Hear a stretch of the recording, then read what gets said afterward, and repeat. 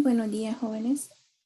Les saluda la profesora Griselda López. En esta ocasión, les estaré impartiendo la clase de Español 2, la cual estará enfocada en el desarrollo de competencias lingüísticas orales y escritas que les permitirá a ustedes comunicarse de forma efectiva en diferentes situaciones comunicativas. Vamos a comenzar con el tema las finalidades del discurso. Es el primer tema que corresponde a esta clase. Un discurso es un mensaje que se pronuncia de manera pública. Se trata de una acción comunicativa, cuyo fin es exponer o transmitir algún tipo de información. Por lo general, convencer a los oyentes.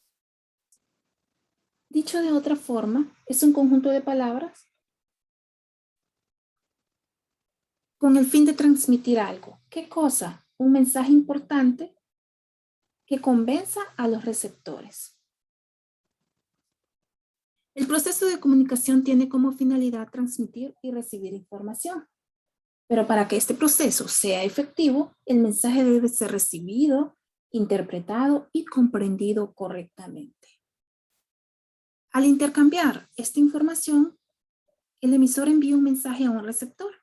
Este lo decodifica e interpreta y luego se da un intercambio de roles, donde el receptor inicial toma el lugar de emisor y ofrece una respuesta.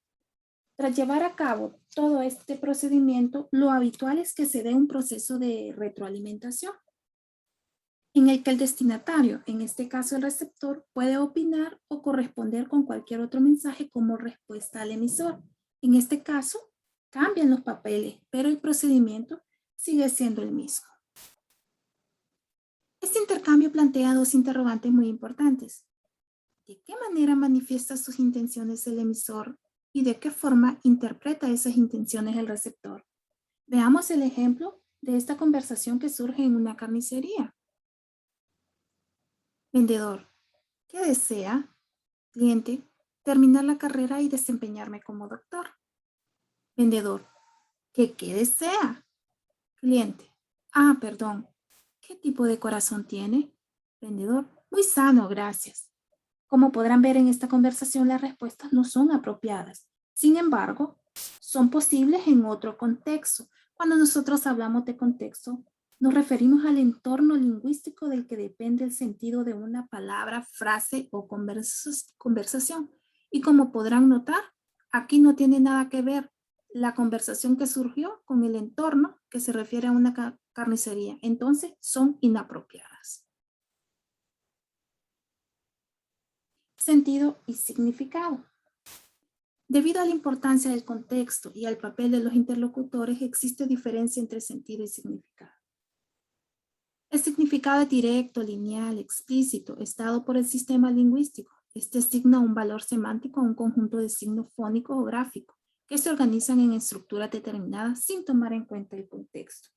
Esto quiere decir que lo que se dice en un texto debe ser claro y directo y que no existe la posibilidad de interpretaciones ocultas.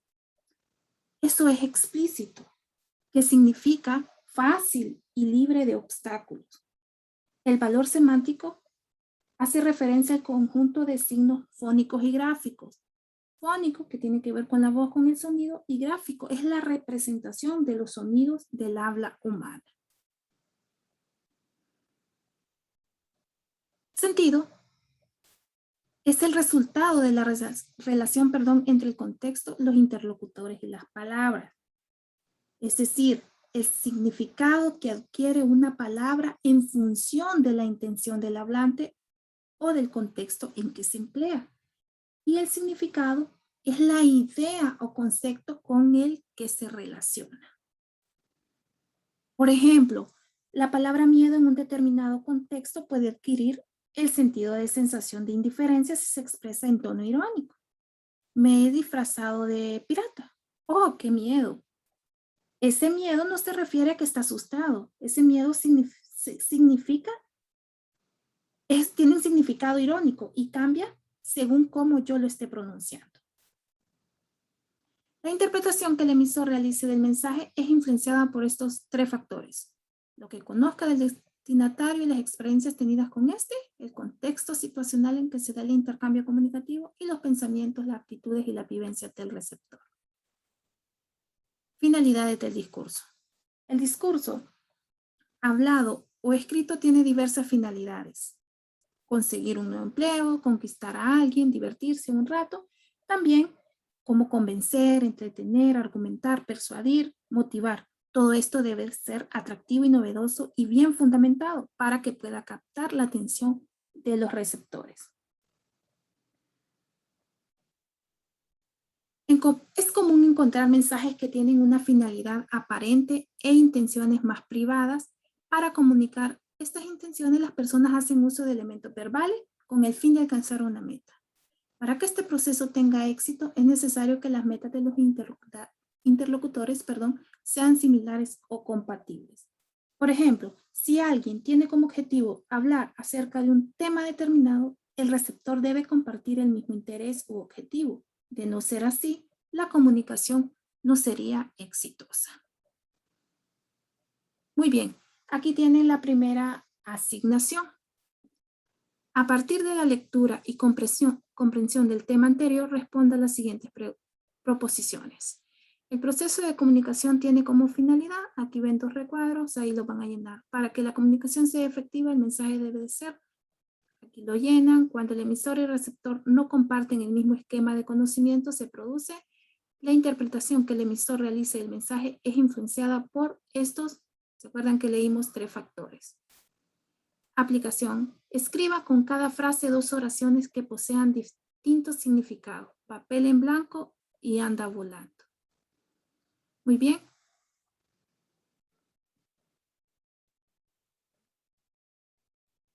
Esto es todo, jóvenes, lo que corresponde a la primera clase.